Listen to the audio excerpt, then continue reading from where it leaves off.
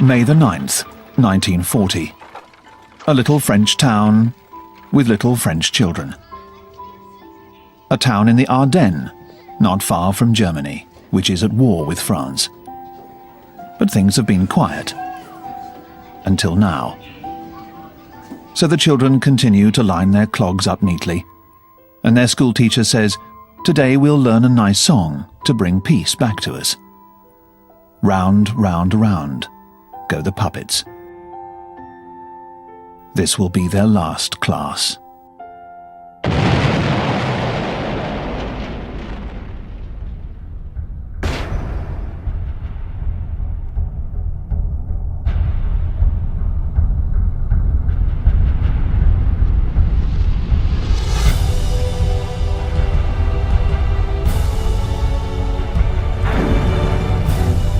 The 10th of May, 1940. At 5:35 a.m., the Germans unleash their offensive.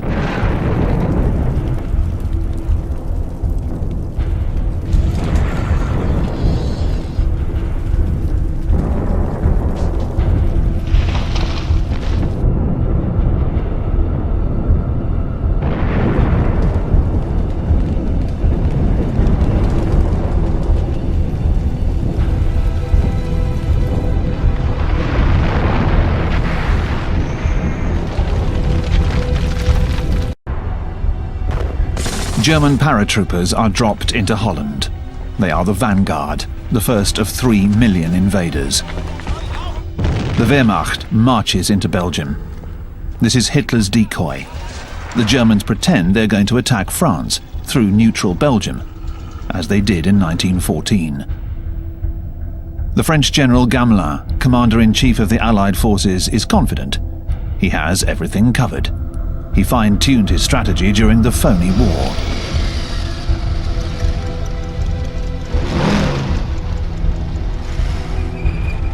Gamelin moves his best motorized divisions, the elite of the French army, into Belgium, along with the entire British Expeditionary Force. These are fighting soldiers with true grit. They will stop the German advance through Belgium. But Hitler, in his headquarters, is gloating. His decoy worked. He exclaims, "I could weep for joy." He instructs Field Marshal Goering, who commands the Air Force, not to bomb the French columns, to let them proceed deep into Belgian territory.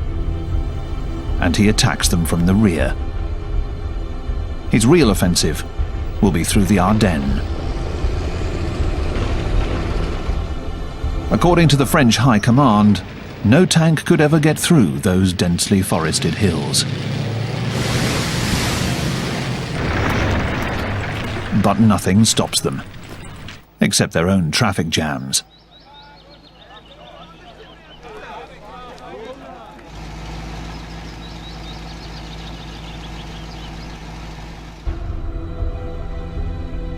Meanwhile, in the Netherlands and Belgium, people who own cars are among the first to flee.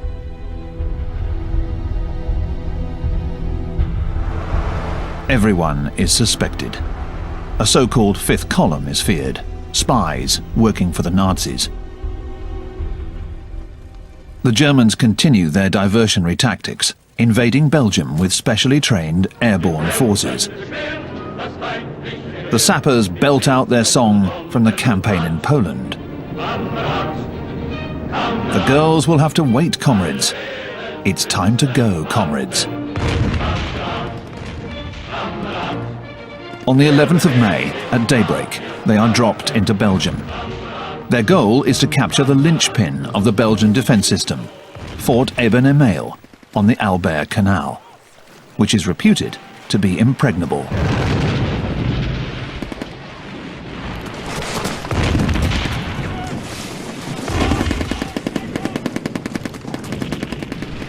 An intrepid German soldier heaves himself onto the top of a turret with a load of explosives.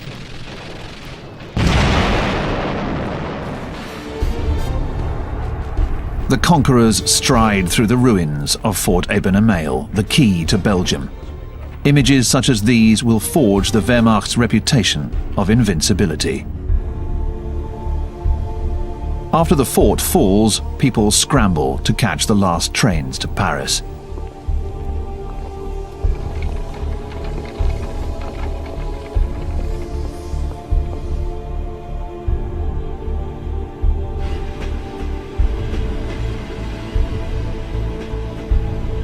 In the French capital, the Red Cross is swamped. Belgian refugees are transferred to cattle cars heading south.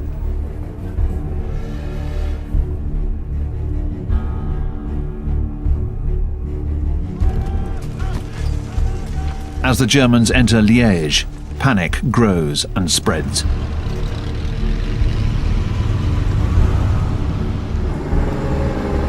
Faced with such a show of force, there are only two options: obey or flee.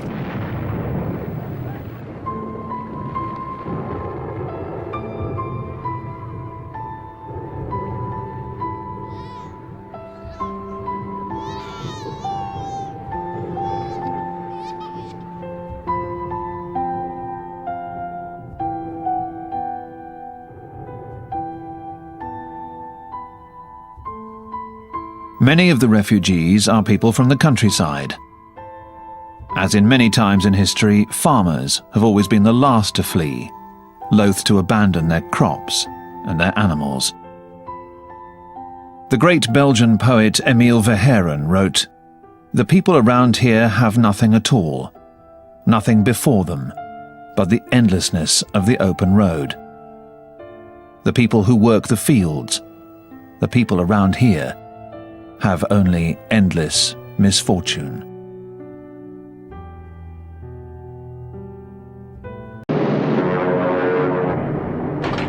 The Germans unleash their aerial offensive, destroying strategic crossroads, airfields, refineries, and fuel supplies.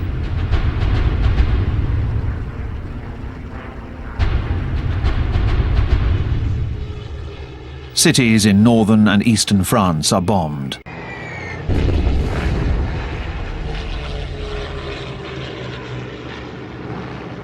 In the Netherlands, the port of Rotterdam is ablaze, the result of a German terror bombing raid, like the one in Warsaw. But these bombs were dropped after the city had surrendered, another of Hitler's war crimes. In London, the new Prime Minister is Winston Churchill. His first speech reveals his determination to keep fighting, whatever the circumstances. I will say, without a doubt, that the fate of Holland and Belgium, like that of Poland, Czechoslovakia and Austria, will be decided by the victory of the British Empire and the French Republic. But things have suddenly turned very grim in France. In just 3 days, the Germans have swept through the Ardennes and are advancing towards the French defensive line on the Meuse River. They are closing the net with their pincer movement, seeking to entrap the Allied troops massed in Belgium. The German infantrymen knock over the French as if they came from a different world. With their hand grenades,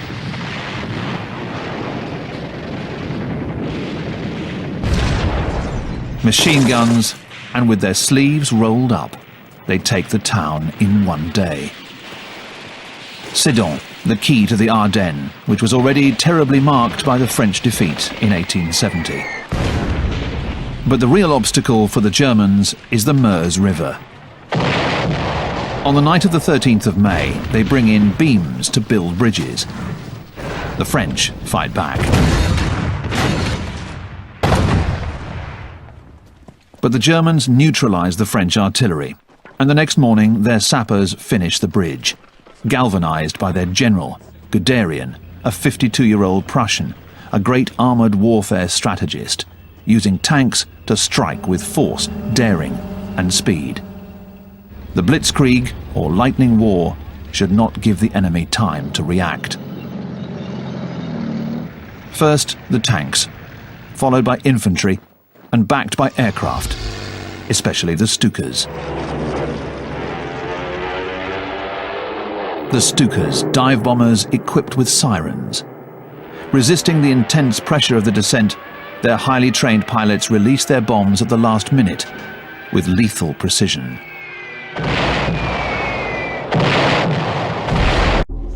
The French generals are at a loss. They are unable to react to the situation. With the Allied forces tied up in Belgium, how can they stop the Germans from advancing?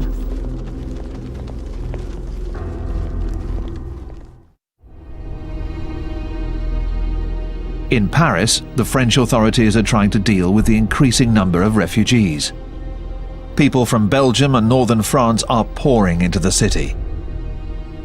Schools, hospitals and barracks are soon overflowing. Information is sparse, rumours abound. Has Gamelin committed suicide? No. The French High Command has just realised that the Germans are heading for the coast and that the Allies have fallen into a trap. A counter-attack is ordered, allowing a certain Colonel de Gaulle to distinguish himself at the head of a tank brigade. The French army possesses more tanks, and they are of better quality than the German panzers.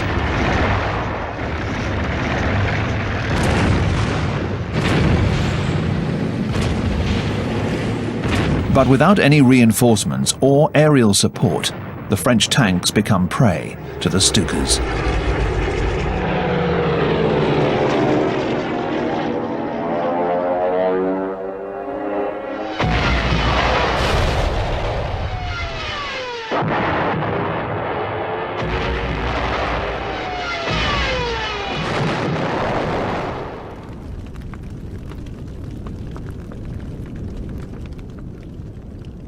The French combatants put up a good fight, but they wonder why the Air Force isn't protecting them. Poorly prepared and with fewer planes, the French pilots are heavily outnumbered by the Luftwaffe, but they fight courageously. Dozens of German pilots are shot down and taken prisoner. Some of these pilots will be returned to Germany when the armistice is signed and will then join the battle against Britain.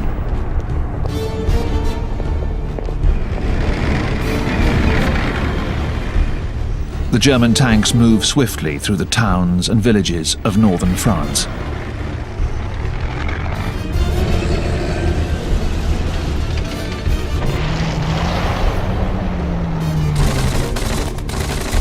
Valiantly, the French try to slow the German advance.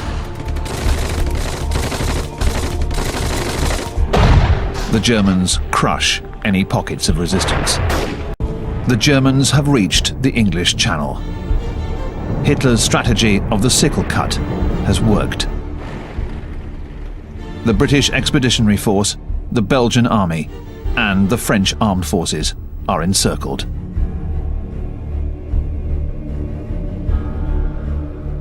The Belgian king surrenders, along with his army. The British Expeditionary Force withdraws towards the coast, leading to the final collapse of the Allied armies.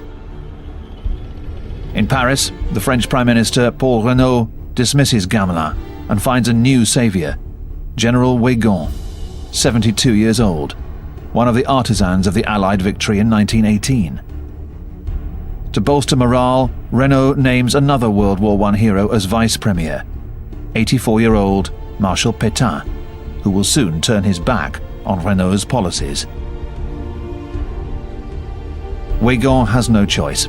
He too is forced to order a full retreat towards Dunkirk. Hitler lets them go. A gesture of clemency towards Great Britain? Is he still hoping for a separate peace? Or has Goering assured him that his air force is capable of preventing an evacuation?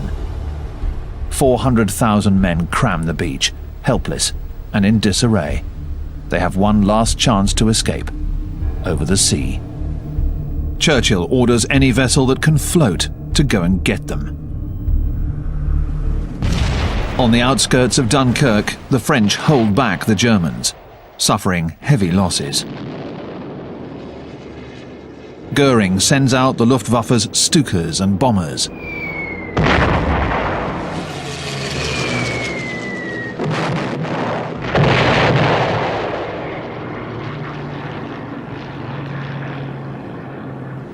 "218,000 British and 120,000 French troops are successfully evacuated.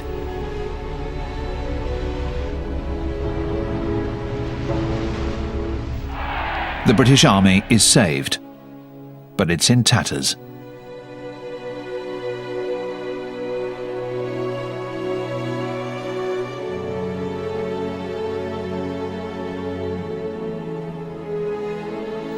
The French will be sent back to France in a final attempt to defend their country.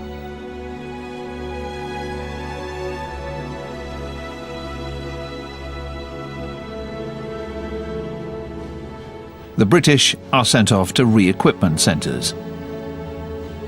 All of Great Britain hails Dunkirk as an extraordinary feat. Churchill, however, puts it into perspective. With lucidity, he says, "Wars are not won by evacuation." Even so, in those first days of June 1940, the Dunkirk spirit is born. The ruthlessness of this war and the destructive power of the Nazi enemy are now apparent to the British. Lightheartedness and humour give way to frantic efforts to mobilise the nation. On the 4th of June, Churchill, who is also battling the defeatists on his own side, speaks out.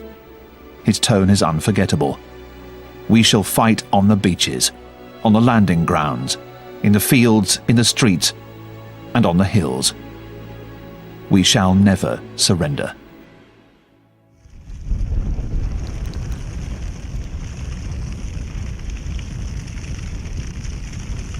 On the 4th of June, the Germans take Dunkirk.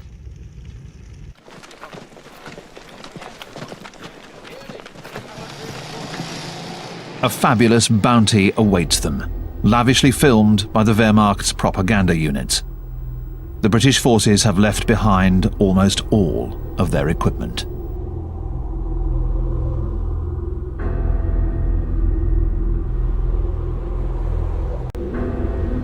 The soldiers of the Wehrmacht film themselves in high spirits.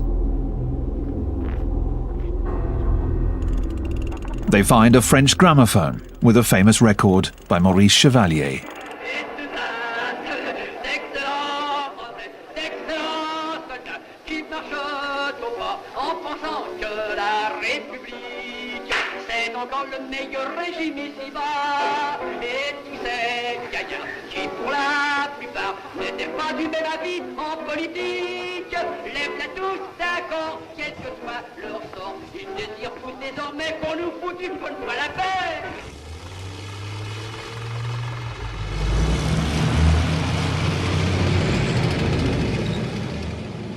The offensive continues.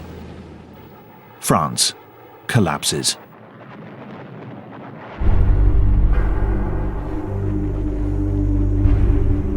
But Reynaud and de Gaulle, who was Under-Secretary of State for Defence and War, want to continue fighting.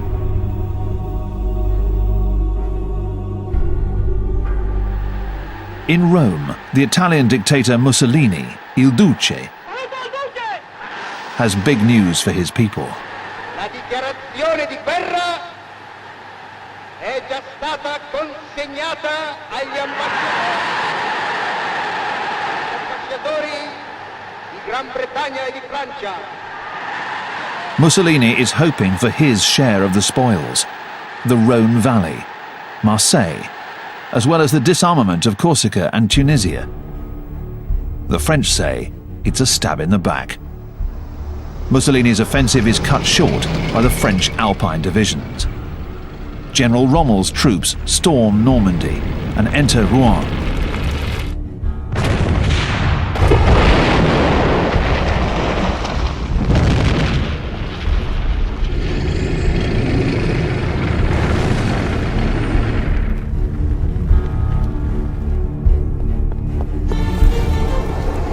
Paris is declared an open city.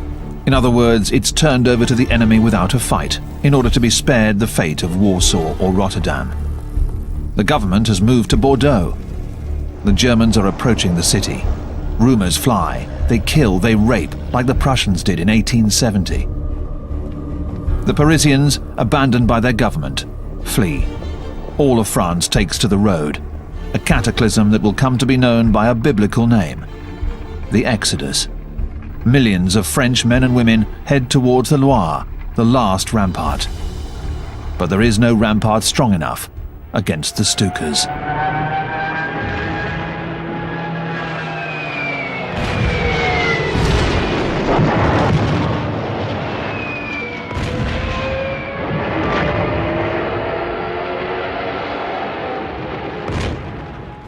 On the 14th of June 1940, at daybreak, the Germans march into Paris.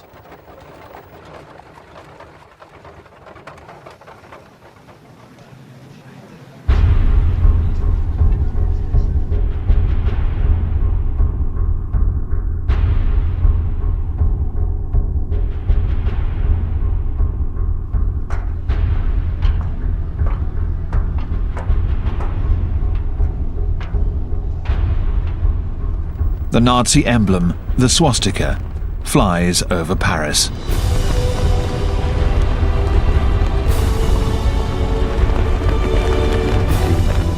One of the first acts of the German occupiers is to seize all the records of the abandoned ministries, lists of spies, of Jews, of Freemasons, and even the original copy of the Treaty of Versailles that so humiliated Germany in 1919. It is immediately sent off to Hitler.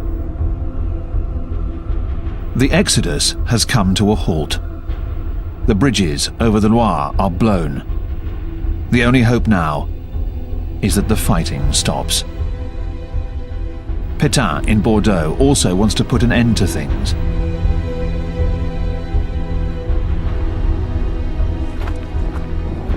The Germans continue their relentless advance southward. Though once considered a formidable force, the French army is now a shambles. And yet it has put up a better fight than was thought, especially at the time. In 1 month, 100,000 French soldiers die, more than in the same period of time during World War I, the deadliest of wars until then.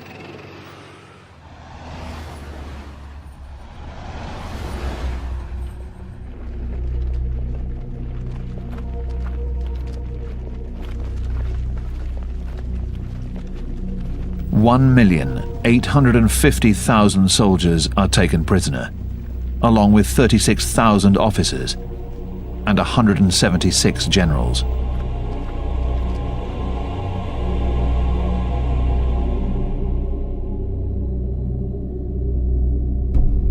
Among the prisoners, there are many African soldiers from the French colonial troops.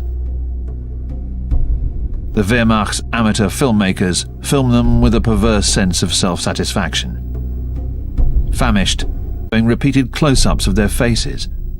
The official instructions are to portray the degeneration of the French, who are forced to go to war with their slaves from their colonies.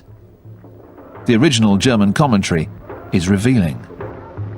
Vor wenigen Tagen noch erklärte Chamberlain einem Amerikaner gegenüber, dass England und seine Verbündeten sich als Treuhänder der Zivilisation im Kampfe gegen mittelalterliche Barbarei fühlten. Das sind also die Treuhänder der Kultur. 3,000 African soldiers and officers from the French army will be shot and killed after they're captured. After 7 years of Nazi indoctrination, racism is rampant among the German soldiers.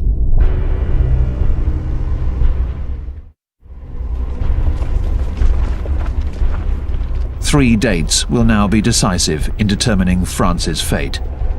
On the 16th of June 1940, Renaud is outmaneuvered by the Council of Ministers in Bordeaux, and he resigns.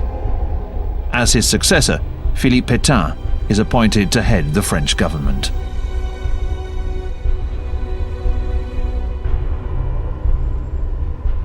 Place de la Bastille.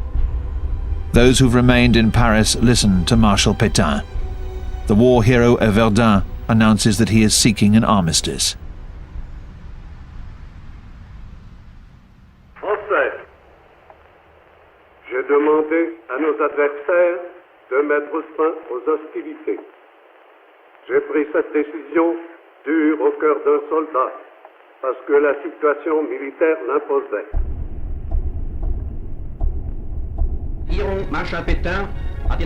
The German radio translates this speech, announcing France's capitulation. Der Führer will den königlich italienischen Ministerpräsidenten Benito Mussolini zu einer Aussprache treffen, in der die Haltung der beiden Staaten überprüft. Some French people are able to pick up the BBC. General de Gaulle has arrived in London. On the 18th of June, he denounces the armistice. A few days later, he records a new speech.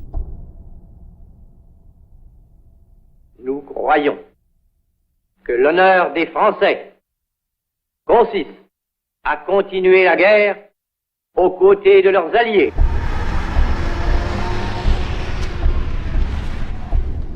Hitler receives a telegram of congratulations from Moscow.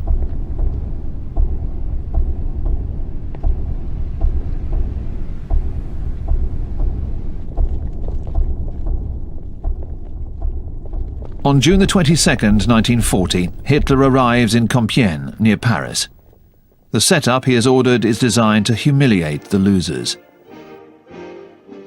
He has brought the same railway car that was used for the signing of the 1918 armistice that sealed Germany's defeat.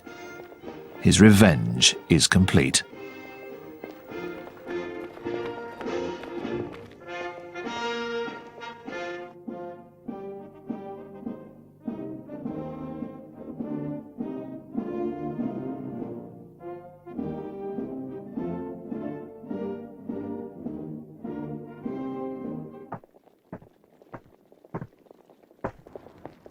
The French delegation is led by General Hunsiger.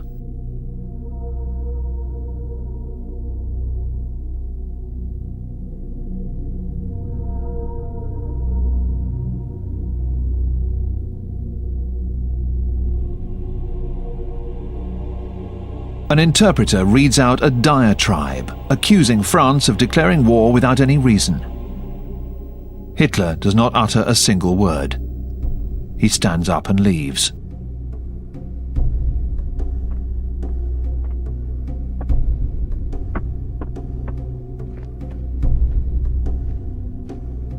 The French delegates have been informed of the terms of the armistice. One of its conditions is that France hand over all the anti-Nazi Germans who have taken refuge in France. Hunsiger tries to negotiate. The Germans refuse. Hunsiger calls the government in Bordeaux. The German secret services tape his conversation with Weygand. Oui, mon général, c'est Hunsiger. Mais mon général, c'est fait. Oui, mon général. C'est fait. Je vous remercie encore de la façon dont vous l'avez fait. Mon général, oui, enfin, vous me comprenez, vous? Oui, je vous comprends. Afterwards, Hitler has the railway car taken to Berlin. In the final days of the Reich, he will have the SS blow it up with dynamite. Soon, the major symbols of France's victory in World War I will be mocked. Like here in Verdun, where 500,000 French soldiers were killed, to come to this 20 years later.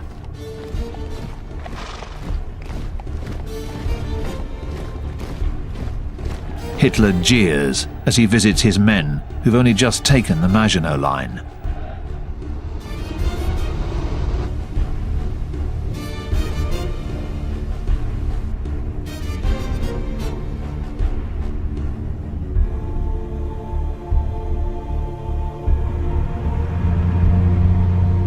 He is more solemn when he enters Strasbourg and its cathedral.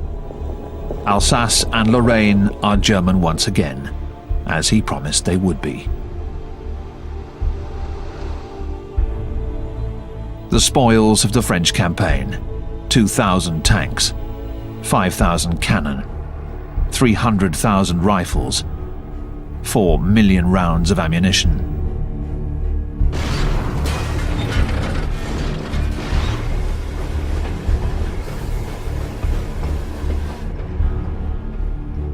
At an army supply warehouse, the Wehrmacht finds a stock of long johns meant for the French army, warm woolen garments which will be stored away for future campaigns.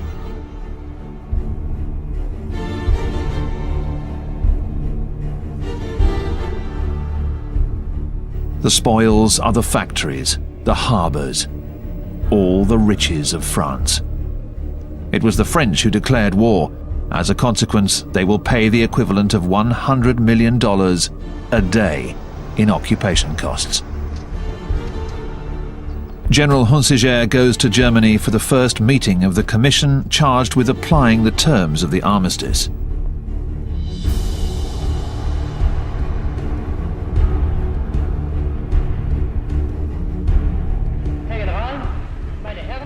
To spare troops, Hitler decides to let France retain partial sovereignty, under a government at his beck and call, and with a limited army stripped of heavy weapons, just to maintain order.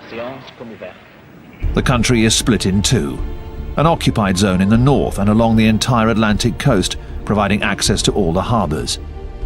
Italy controls the Mediterranean area and occupies a narrow ribbon along the Alps. The rest is called the Free Zone, with a new capital, Vichy.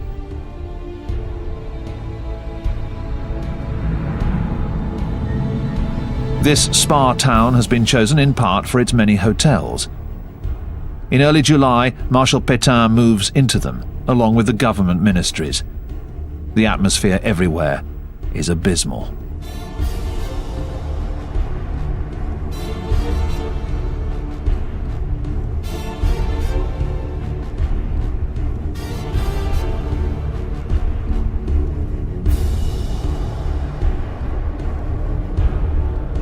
However, this Vichy government continues to control a vast colonial empire, and above all, a still powerful navy.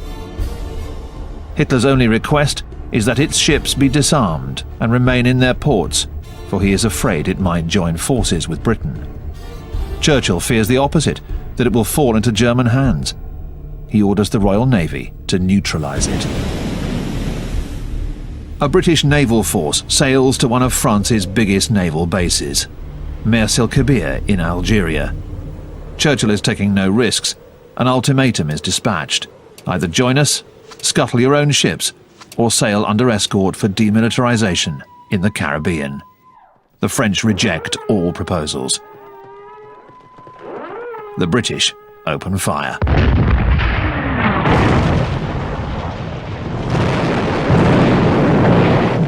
Two French battleships are heavily damaged, and one, the Britannia, is sunk. 1,297 French sailors are killed. Seeking to show his people, the world, and above all the United States, how determined he is, Churchill strikes out at his former ally, whose fleet could have helped the Germans land on British shores.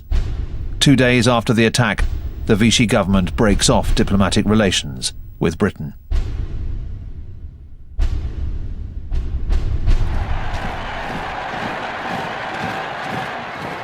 All of Germany acclaims Hitler.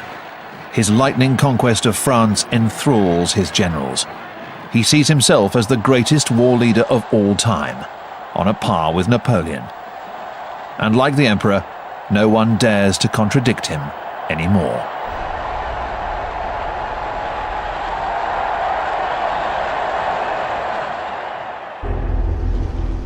The Germans occupy the Channel Islands, Jersey and Guernsey, stepping stones towards the invasion of Great Britain.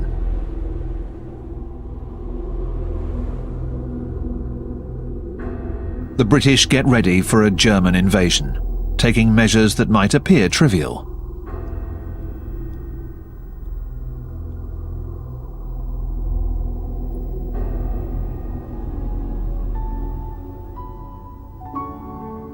Another urgent measure is to send the children away to the countryside for safety. Always a painful moment.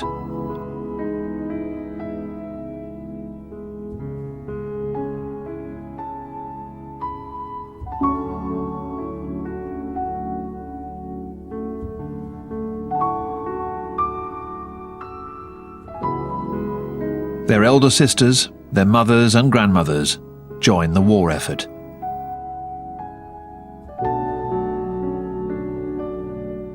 every woman must defend her home against the fearsome German paratroopers.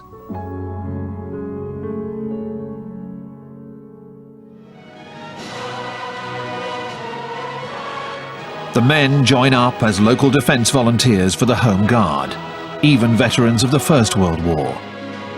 The willing and able are mobilised while the army rescued at Dunkirk reforms. America supplies rifles, machine guns and anti-aircraft cannons, and everyone perfects their skills.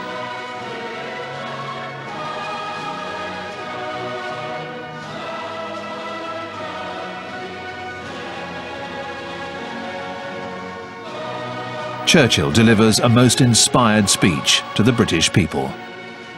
The Battle of Britain is about to begin. Let us therefore brace ourselves to our duty. So bear ourselves that if the British Empire and its Commonwealth last for 1,000 years, men will still say, this was their finest hour.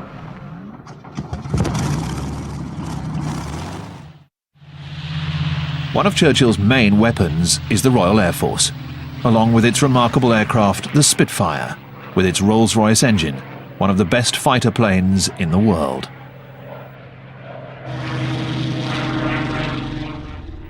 Britain also excels in the field of electronics. The British are the first to use radar for the purpose of defence. In the ops room, radar is used for detecting planes and guiding pilots towards the enemy.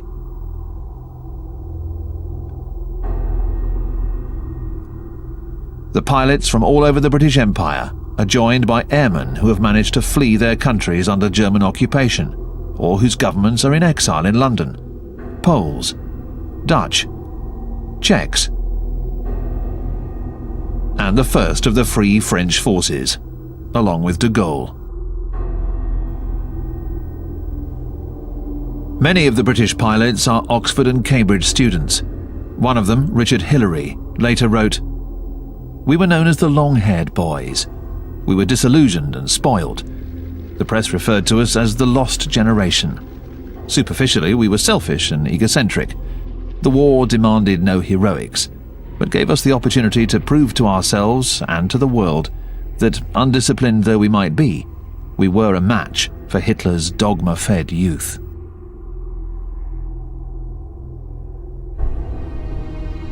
These German pilots have been trained by the Hitlerjugend, the Hitler Youth, with the idea of revenge.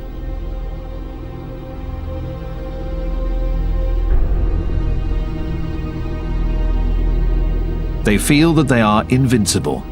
Their leader, Goering, is a popular figure in the regime.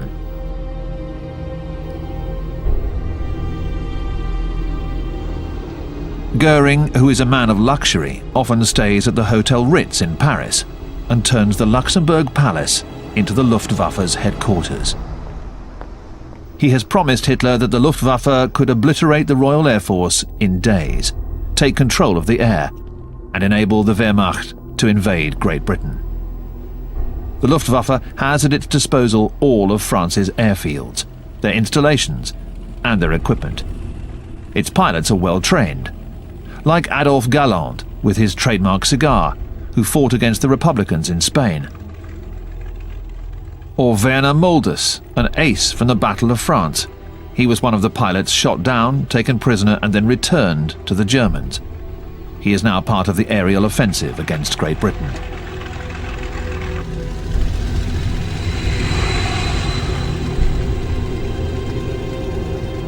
Taking off from these fields in occupied France, the Germans will attack convoys in the Channel, harbours, and airfields in southern England.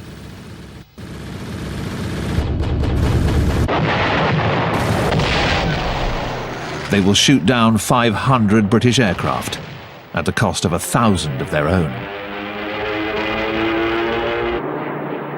The British pilots hold out, giving everything they have.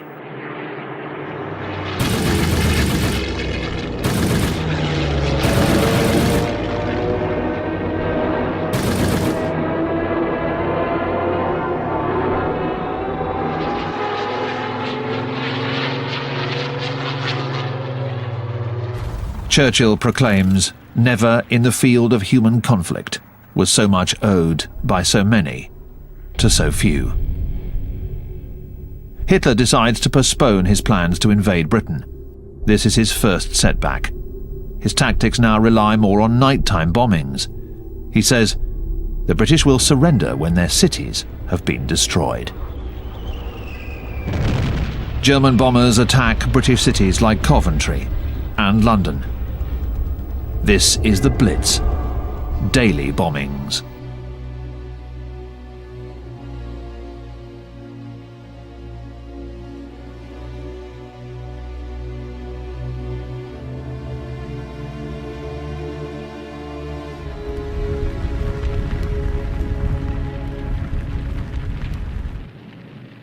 As for the British people, they hold up admirably.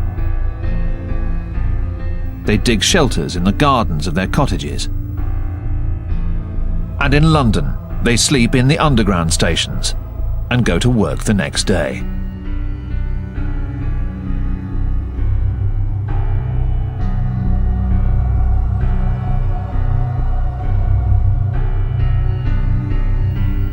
They never lose their confidence or sense of humour. Churchill says to the French, Ici, dans cette ville de Londres, que Hitler prétend réduire en cendres, nos gens tiennent bon.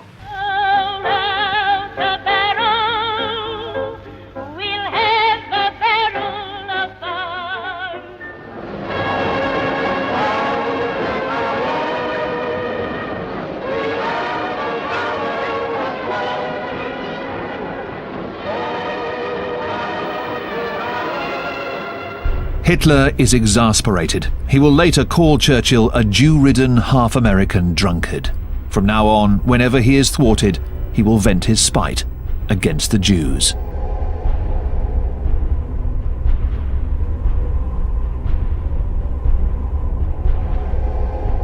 On October the 12th, 1940, on the day of Yom Kippur, the Jews of Warsaw are told that a ghetto would be set up. A wall 3 meters high is erected, enclosing 500,000 Jews, men, women, children, the elderly, who will suffer horrifically from hunger, cold, and poverty.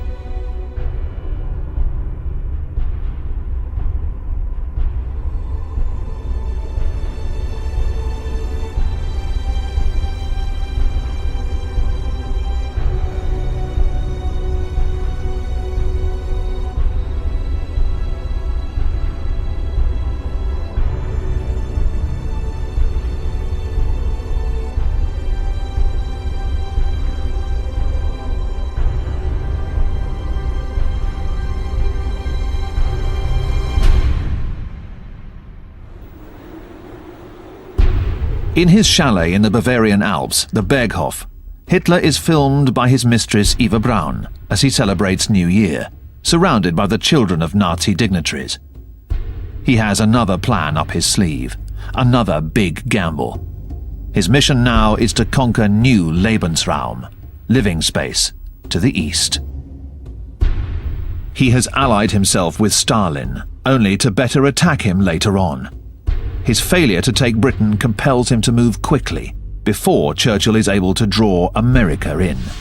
That would set the world ablaze.